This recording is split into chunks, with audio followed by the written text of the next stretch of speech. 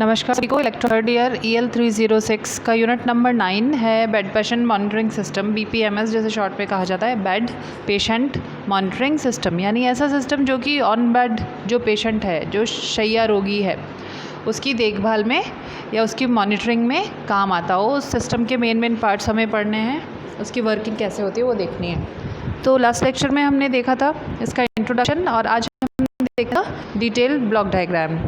तो जैसा कि स्क्रीन पर आप देख सकते हैं, ब्लॉक डायग्राम है सिंपल बेड साइड मॉनिटर का। यहाँ पर इसमें बेसिकली जो भी शैय्या रोगी होता है उससे सिग्नल जो भी प्राप्त होते हैं उन्हें ECG एम्पलीफायर द्वारा एम्पलीफाई किया जाता है।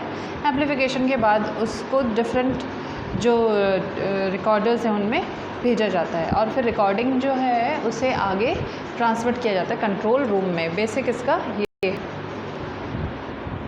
ठीक है। अब यहाँ आप देखें कि इसके बेड के साथ जो भी पेशेंट है ऑन बेड, उसके बेड के साथ ही सारे इंपॉर्टेंट इक्विपमेंट्स अटैच किए जाते हैं, जिससे कि यदि कोई नर्सिंग स्टाफ या कोई परिजन अनुपस्थित हो तो भी उसकी पेशेंट की कंटिन्यूस रीडिंग ली जा सके। और यदि ज़्यादा समय तक कोई नर्सिंग स्टाफ की अनुपस्थिति होती है, अलार्म बज रहा है तो अलार्म बज जाता है और अलार्म के बजने के साथ ही ये इंडिकेट हो जाता है कि भाई जहाँ भी नर्सिंग स्टाफ या जो भी परिजन हैं वो उपस्थित हों पेशेंट के पास।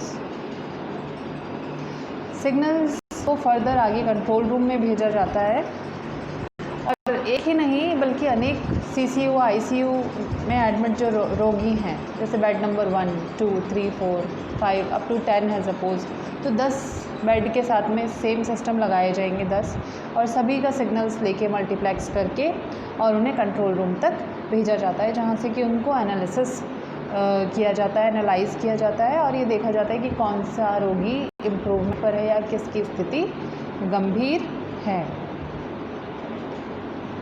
तो यहाँ पर आप देखें कि ये जो मीटर्स हैं, शैय्या रोगी के शरीर से ECG एम्पलीफायर द्वारा बायोमेडिकल सिग्नल्स प्राप्त किए, बायोइलेक्ट्रिक सिग्नल्स प्राप्त किए जाते हैं। ये एम्पलीफायर के DC वोल्टेज सोर्स द्वारा कैलिब्रेट किया जाता है। अंशांकन उपरांत शैय्या रोगी के हृदय संबंधित जैव विद्युत संकेतों को पिक कर एनालॉग आउटपुट को मीटर्स द्वारा मापनार्थ प्रेषित किया जाता है। इन मीटर्स द्वारा रोगी का रक्तदाब, जो टेम्परेचर, पल्स रेट, पैरामीटर्स इत्यादि का मापन और डिस्प्ले किया जाता है। सीमा पार स्थिति में ध्वनि, जैसे यदि कोई आउट ऑफ रेंज BP है, किसी का बहुत हाई हो गया है या पल्स रेट बहुत हाई हो गई है, बहुत लो हो गई है, तो उस केस में रेड लाइट इंडिकेटर होता है और साउंड होता है। दोनों की के द्वारा अलार्म देकर ये बताया जाता है कि भाई पेशेंट जो है वो उसकी रीडिंग क्रिटिकल है, तो डॉक्टर को इन्फॉर्म किया जाए या रिक्वायर्ड जो भी मेजर्स हैं वो लिए जाए।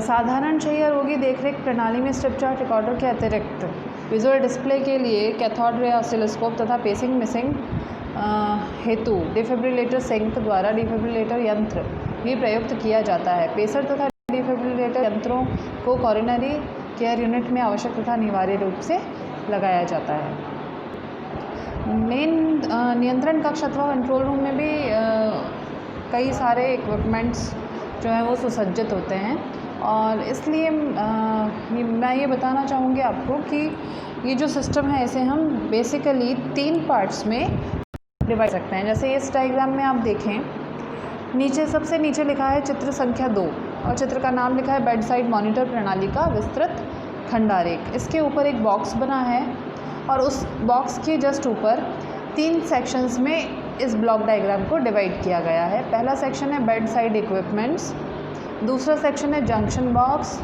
तीसरा सेक्शन है कंट्रोल रूम इक्विपमेंट्स। ठीक है, तो ये बेड साइड इक्विपमेंट्स का जो विवरण है वो आपने इस चित्र में देखा कि हर एक बेड के साइड में ये सारे इक्विपमेंट्स लगे होते हैं। ठीक है, और प्रत्येक सेट का जो आउटपुट होता है वो कंट्रोल रूम को भेजा जाता है मल्टीप्लेक्सिंग करके। इसमें जनरली टाइम डिवीज़न मल्टीप्लेक्सिंग का उपयोग किया जाता है। और जो फर्स्ट ये जो है आपका जंक्शन बॉक्स, ये मल्टीप्लेक्सिंग का काम करता है जैसा कि अभी मैंने आपको बताया। और इसके बाद में है आपका लास्ट ये control room equipments.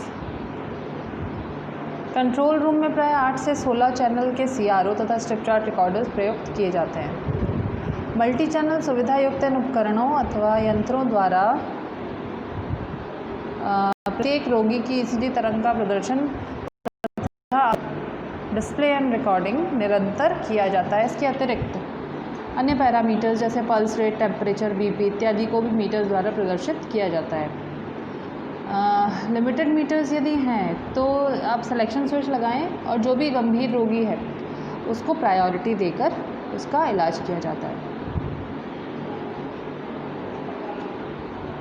Nursing staff के उपस्थित नहीं होने की स्थिति में अलार्म निरंतर बजता रहता है। नर्सिंग स्टाफ द्वारा अलार्म को शैया रोगी के बेड से स्विच ऑफ किया जाता है।